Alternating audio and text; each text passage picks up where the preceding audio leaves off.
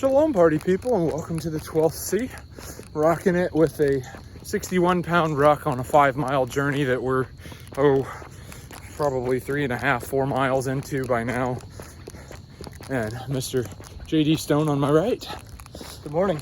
Good morning. Kind of had some very low-key, good morning, Vietnam vibes go through my head for about 2 seconds, but I guess it's more of good morning. But so thoughts on sleep deprivation. There's been some studies done on if you miss 1 hour of sleep that you would normally get every night for 5 nights in a row. So that's your working nights, what that has on your cognitive decline. And some of the experts are calling it sleep debt or whatever. So this sleep debt, for every 2 hours that you get, even if they're not consecutive, so Monday night you missed an hour and Wednesday night you missed an hour, in a 5-day period, that is the equivalent of 1 serving of alcohol being in your system. Now, not like you're gonna get pulled over in the breathalyzer, but just the impairment of your basic motor skills and your cognitive function.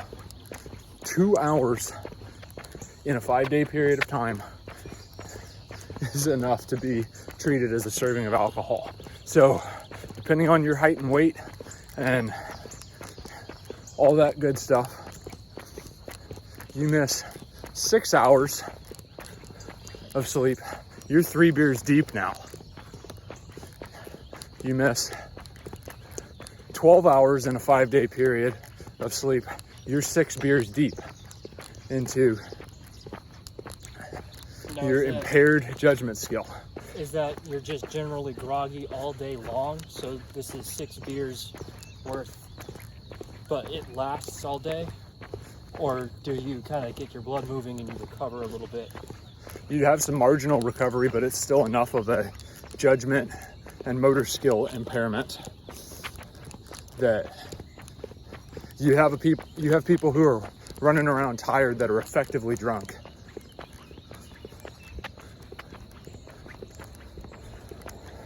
And I'm just like, oh wow, that's that's noteworthy. I can avoid alcohol, but depending on a stage of life that somebody is in, getting poor quality of sleep and 12 hours missing of sleep in a 5-day period is not that difficult if you have small children who are nursing, because you're talking about missing 2.5 hours basically of sleep a night. Right. And by Friday you're showing up, and they call that sleep debt. Cognitive decline, your reflexes are slower. That's why I missed running the other day. Yeah. Because your sleep debt was so bad that you were intoxicated. Is that what it? Yeah, well, Didn't touch a drop of alcohol, but I was trying to do my public duty of not being tired in public. So maybe that's why they call it being groggy. I don't know, but I'm sure that they did notice that the feeling of being very sleepy is comparative to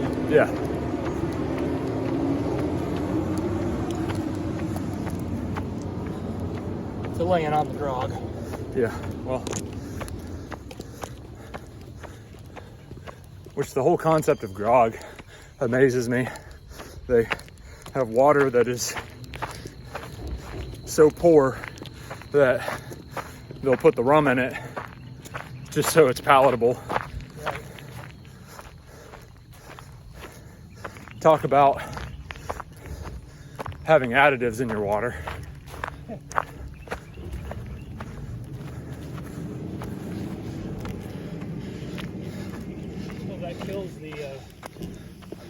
All right. It's easier for you to stoop down and pick things up. It is. I'm on such a lighter rock. Yeah. What's your approximate weight? Approximate, I'm about 160 to 165. No, of your ruck. Oh, of my ruck? Yeah. 30, 35. Okay. That's still a formidable weight. I think it's barely enough to qualify, but... I was listening to some podcasting on rucking not that long ago, and one of the military ones was 30 pounds of what they had to carry dry weight. Yeah. And I was like, man, I can sprint with 30 pounds. I can't sprint for long, but I can do 200 meters with a 30 to 35 pound pack. Right.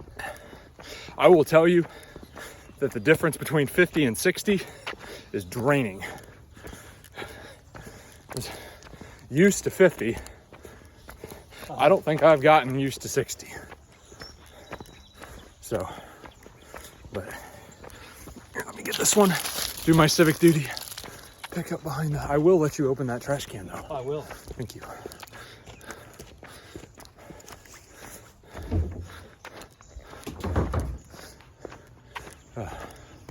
What was that in the Pirates of the Caribbean? Speaking of drunks, the Will Turner's blacksmith master, whatever. Right. Just doing my civic duty, sir. So, 50. That's like a whole extra chance if you're splitting something 50-50. And just throwing in movie quotes, we split the winnings 50-50, I think.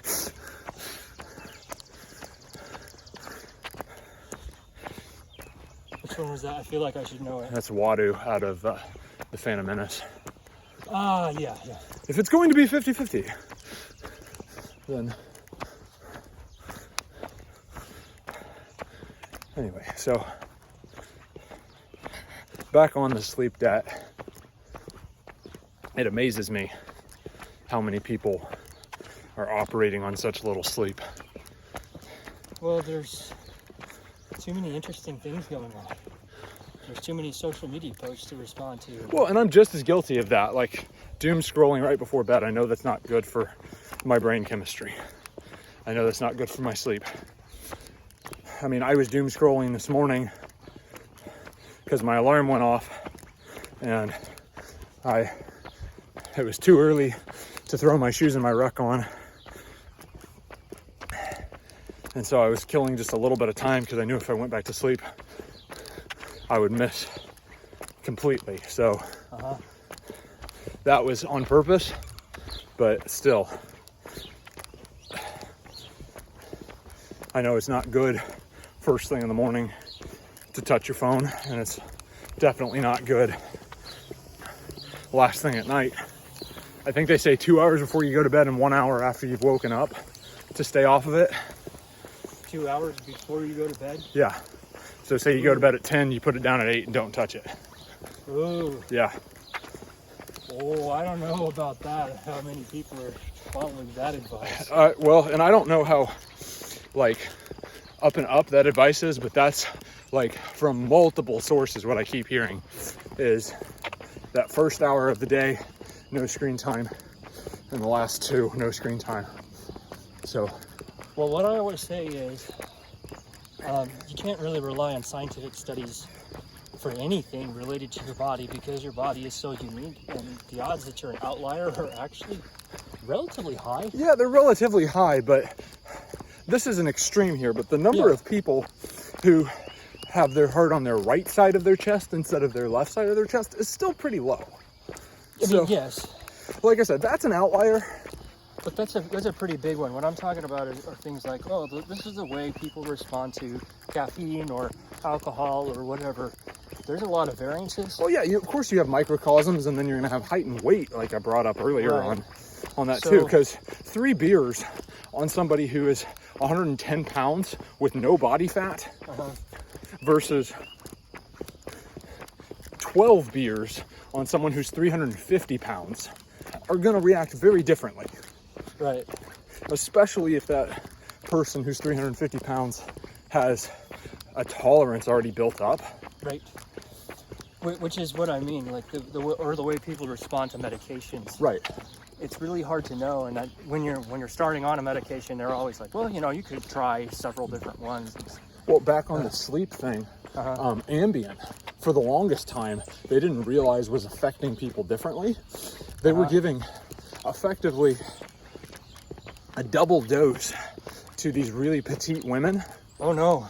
Because it was, oh hey, this is the adult recommended dose. And a grown man who was 210 pounds, the dose they were giving him was just the straight over the counter stuff. No big deal. He gets 8 hours of sleep, wakes up recharged, and moves on. And you have this 120 pound woman who, is not athletic, but, not out of shape by any means. She's just, she's not a marathon runner. And she's given the exact same dose.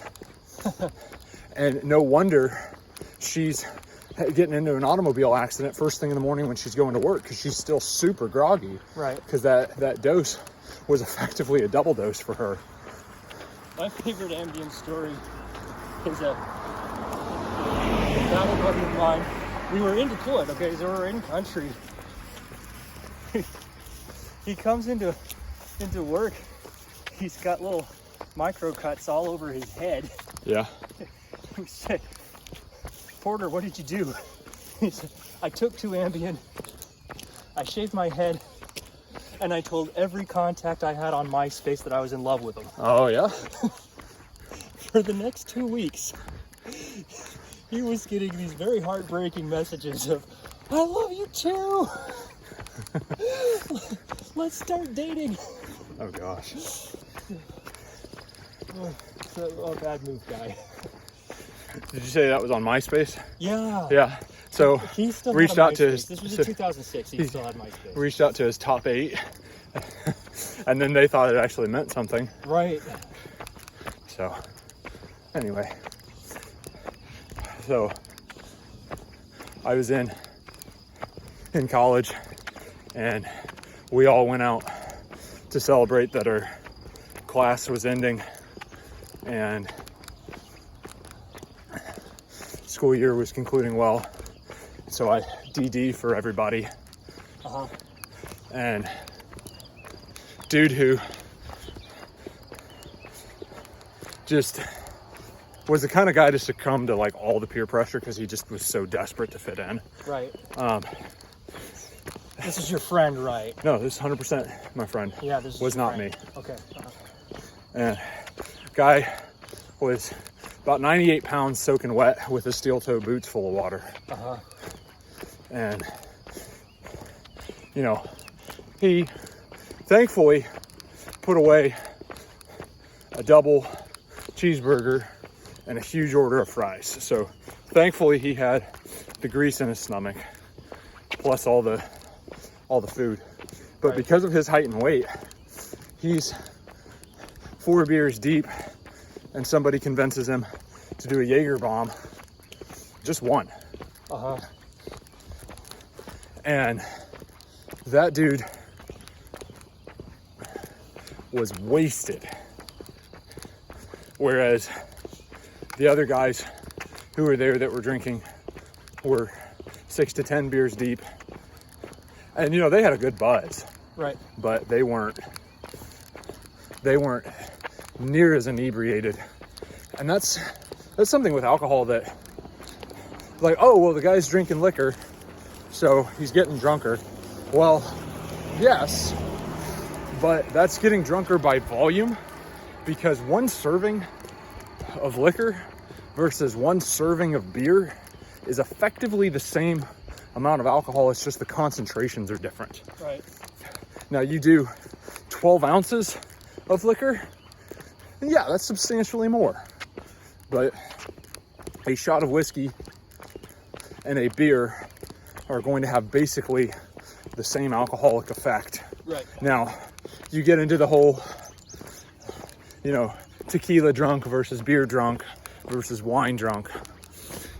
And you get into that debate of different alcohols do different things to people. Right. But how scientific are those studies is what I wonder.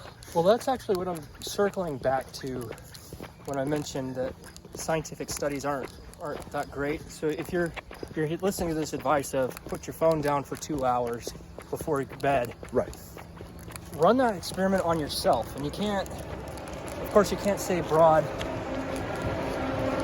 conclusions that this is going to be for everybody, but try it for a week, try it for a month. Yeah. If you have the discipline to do it. And I would recommend having the discipline to try it for a month. And then journal it, you know. Yeah. See if you can pick up any differences.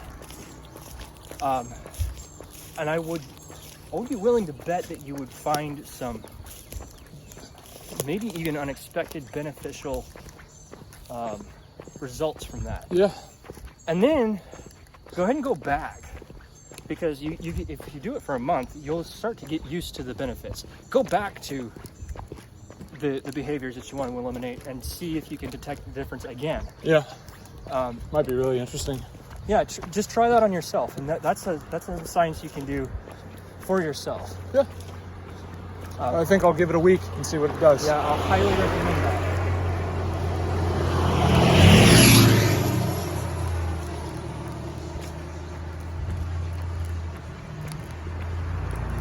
So yeah. I know several guys who decided to quit porn for moral purposes, and then discovered that there were what they perceived to be a lot of beneficial mental health. Oh, of course, there's a benefits ton of mental health from not watching porn from anymore. not watching porn.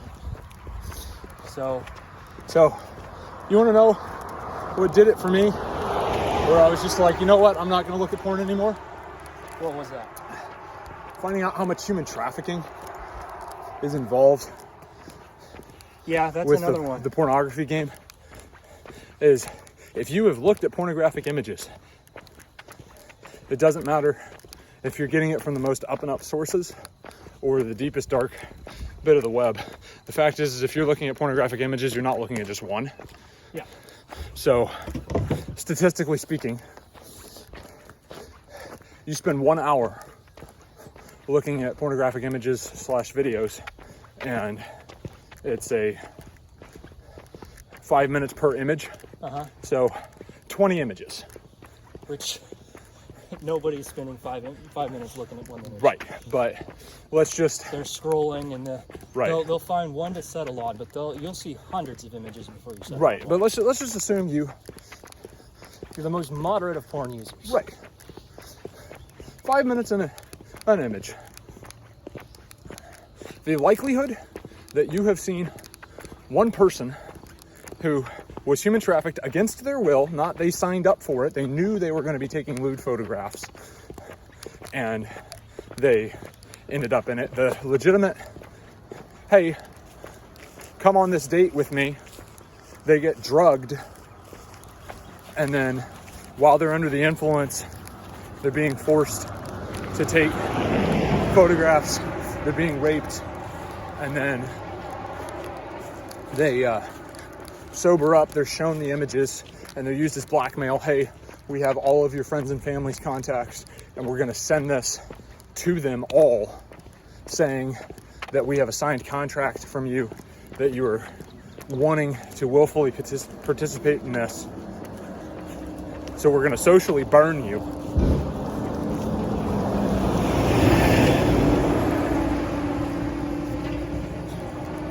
And you're going to keep working for us until we make enough money from you that we're satisfied. That type of situation. You spend an hour, 5 minutes per image, 20 images. The likelihood that you have seen somebody that are under those exact circumstances is 100%. That's brutal. Yeah. There was another Any one. porn site. Yeah, there was a whole porn organization that got taken down because what they were doing was they sent out advertisements for modeling, and then they would get the response back, from, this is like just Craigslist. Yeah. They get the responses, and then they would tell them right off the bat, oh, this is going to be some nude modeling. Right. But they would also have several other women on their payroll who could send these girls verification. Oh yeah, it's all above board. It's legit. And then they would pay for these girls' plane tickets to come down to LA. They'd get down there, and then they'd be plied with alcohol. They'd be made to sign a contract. They'd get pressured into more stuff. Yeah. And then they would get, they would start negging them, like, oh, you have you have a mole here, or your teeth are a little bit more crooked than we thought, or whatever. Mm-hmm. And then they wouldn't pay them. They would make them do, progressively more dangerous, degrading, and just terrible stuff that they didn't want to do.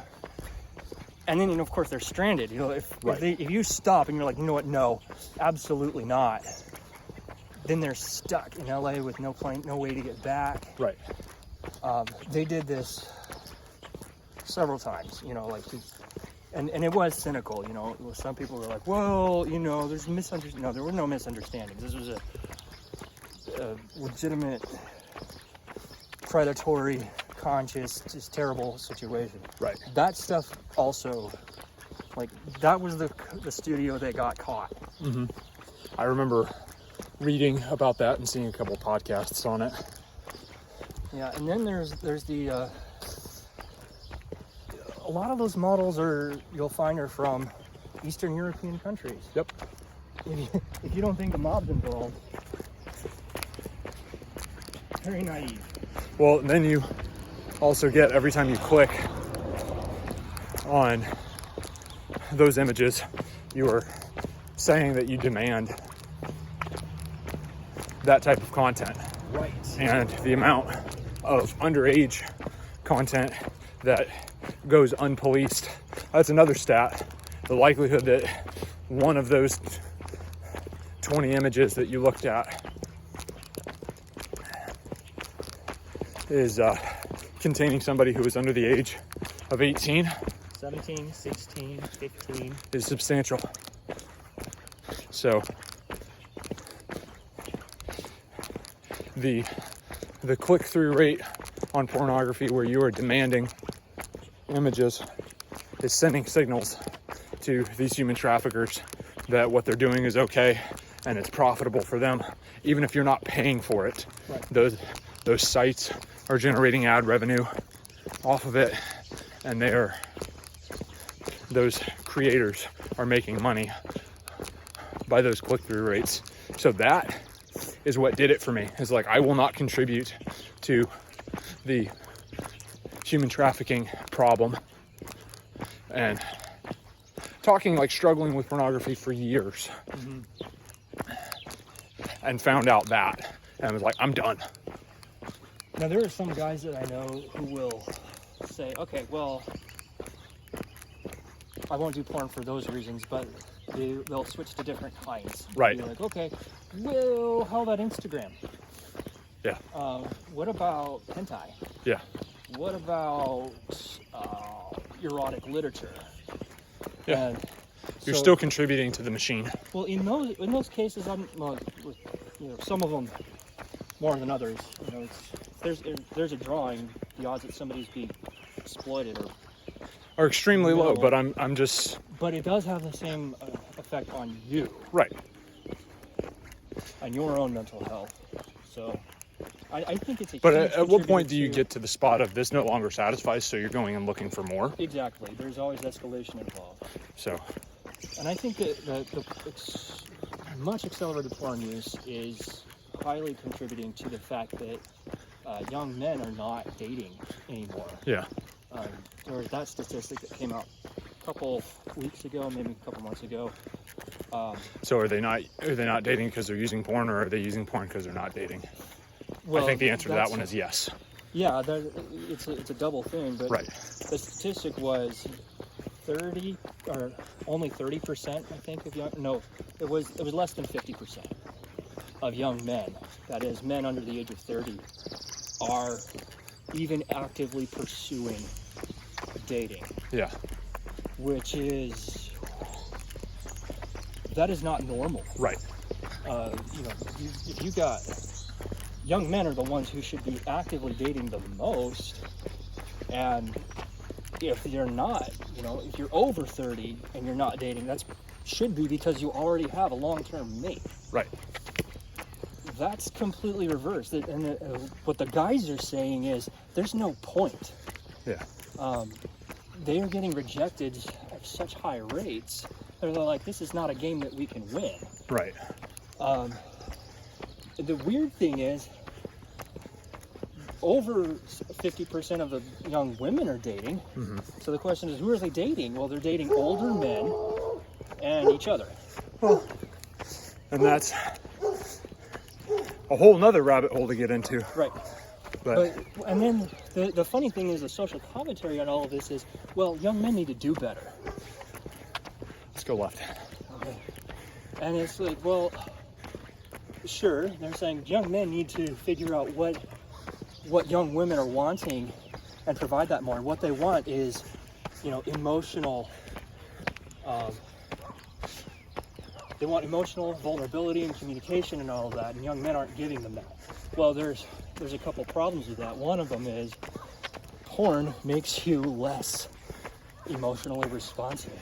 True that. Because it's just too easy to get what you need. It would be like gamers who use cheat codes are not very good gamers. Right. So there is that involved. But the problem with porn and seeing how it relates to dating and everything is that you can't study it. Right. Because there are not enough men who don't use porn to serve as a control group. That makes sense. Well, and then you also get into how many of them are lying about it too. Yeah. So. Yeah. You're running into the same problem as with diet. It's too hard to study diet because people don't control their diets very well. And they could even be lying to themselves. They'll be like, yeah, I don't eat sugar. Well, you do. If you have isolated where you're truly controlling for all the factors, but those type of studies are so expensive and borderline unethical unless everybody fully knows what they're getting into and can leave at any time. But even then, you're creating an environment that is so artificial.